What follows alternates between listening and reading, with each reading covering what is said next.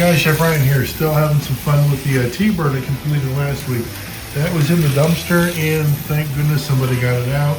Now it's on the track, you know. Now, full disclosure here.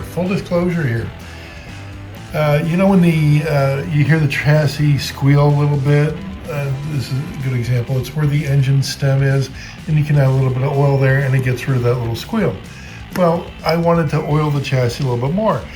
Taking the body off to oil the chassis, the front screw post cracked and broke a little bit. There's a little chunk of it towards the inside of the body that came off. I'm going to have to probably wrap it with some tape and put some aluminite in there and redo it. But nevertheless, the screw holds and everything. And then just for fun, I was taking the drill and I was starting to drill out the screw post so I'd make quick time of putting the screws in. Now, check this out. I did turn around here. The front screw post came out real good. Look what happened to the back screw post.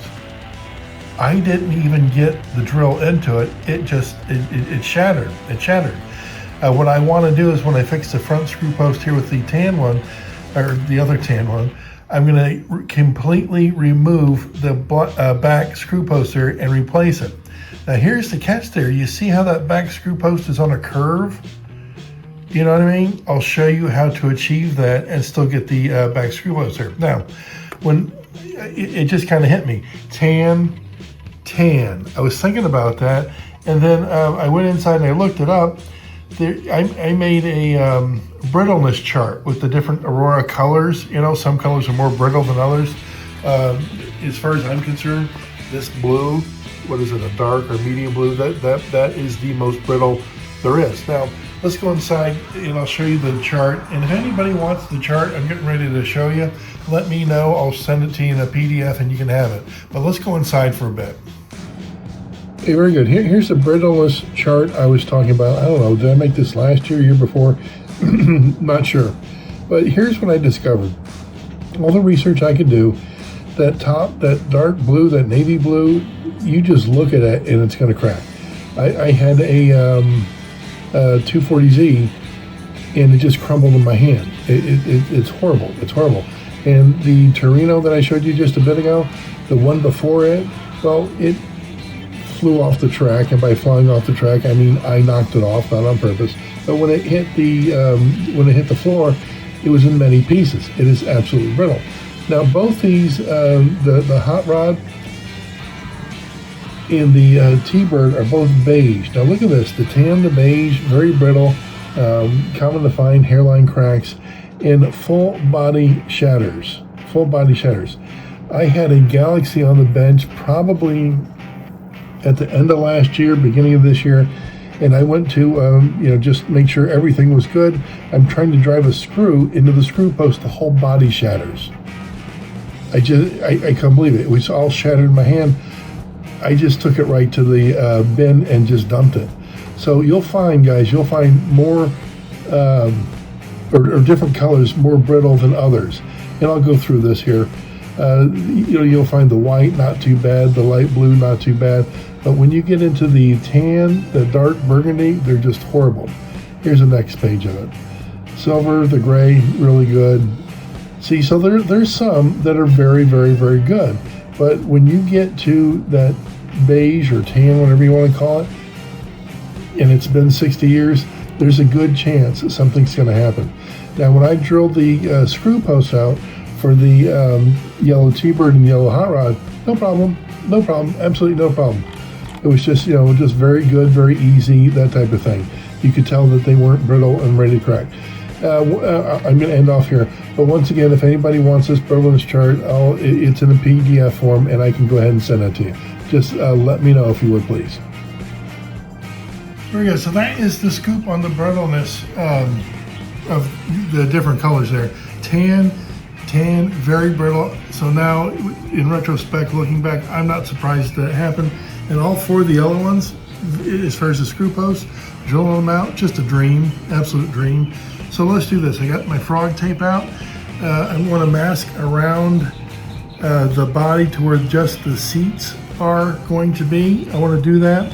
And I've got a red and I've got a black. So I'm thinking I was originally thinking, because one of my viewers said it, black carpet and the yellow would make it really pop. Yes, it would. I'm thinking almost too much, almost too much. So I rethought it, and I'm going to think to go with the black for the tan and then the red with the yellow there. So let me go ahead and get the frog tape going here and start masking this thing off. Where I've got it right now, I just framed in where the carpet spray is going to go there. Now I'm going to mask the rest of it so there's no overspray on the body whatsoever. But I wanted to start out framing it like that, make sure I got it where I want it first. You know, I'm going to do the same thing over here with the yellow hot rod. I got both the hot rods masked off, I can say it. And I used this one as a template, just trying to make sure I knew where the carpet lines were. So again, I've got the spray, I got the red, and I've got the black. I'm going to start shaking those up. Always shake them well, guys. Always shake them well. And before you spray, always do like a little test spray to make sure it's coming out nicely. You don't want it sputtering and, you know, spinning, that type of thing, which would have to do with the nozzle. And these being brand new, shouldn't have any trouble, but always do a test spray. All right, let me go ahead and get these things shaken up. Been shaking the black can here for at least 2 minutes, and I've got a little spear stick thing holding it together through the front screw post there. So I'm going to go ahead and I'll need 2 hands to do this, guys. I'm going to go ahead and use the black and get that sprayed real quick. 2 quick sprays, about 10 inches, maybe 12 inches away, and then I looked at it and I said I didn't hit the inside, or the inside, the bottom of the seat. There was a little bit of what is it, tan? There's all that tan showing. So I hit it with a 3rd quick spray. I just have to let it dry now. Just sprayed the red, and the black is drying nicely. I'm getting ready to take the masking tape off the black one there. So that'll take a few more minutes to dry, then I'll take the masking off that as well. I just got the masking tape off, but I was thinking I got to pull some pipes out of there in the roll bar and the windshield, so I got to get that going. But what do you think? How do you think it came out? Pretty good. Pretty good, pretty good, pretty good. I like the color. I do like the black on the tan and the red on the yellow. That just seems like it matches so well. Just went through my stock and I got everything out that I'm going to need. I still have to decide on what color driver is going to go with what color carpet and the body itself. You know, because you don't want a red driver with red carpet. You know what I mean? Aurora, I tried to stay away from that. So I'll decide that.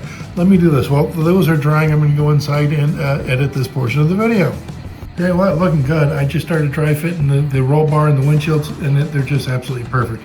I'm going to choose a guy there for each one and glue everything up here in just a sec. Oh, those are looking good. I got everything glued up. Boy, they're looking good. I got the white guy, or I guess he's off-white a little bit, and then this guy looks like he's more gray, and I think that they both lend themselves to the color scheme very, very, very well. So as the glue is drying, I got to walk away for a bit, but man, look at that.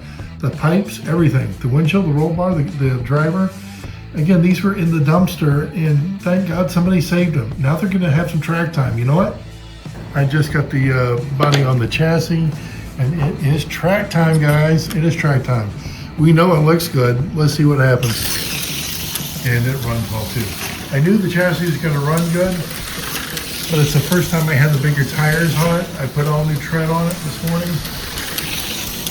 And that looks factory fresh, doesn't it? I had one viewer come up with an angle that I never really thought of. He was talking about the ones that have, you know, that were in the dumpster, the ones that were in the dumpster, and his thought was this, and I never thought about it like this. He goes, how many slot car bodies did Aurora throw away that weren't saved? Geez whiz, I don't know. I have no idea. I have no idea. So I'm very grateful. I'm very thankful for whoever got these out of the dumpsters. And now that they're having some life, they belong on the track, guys. These things belong on the track. They don't belong in a dumpster. If you can paint something or fix something up or give it a windshield or a bumper, now it's got some life. Now we can enjoy it properly. You know what? All right. I've got some more to do other than the slot car stuff today. So I'm going to have to end off. And I've got some cool pieces coming in. I can't wait to share those with you in the next upcoming videos. But I got to get a chassis for the hot rod there, and I got to get a chassis for the T-Bird there. I know I've got the chrome, and I know I've got the windshield, so I've got to snag some more chassis. Guys, let me know if you need anything. I always say that. I always mean it. Take care. See ya.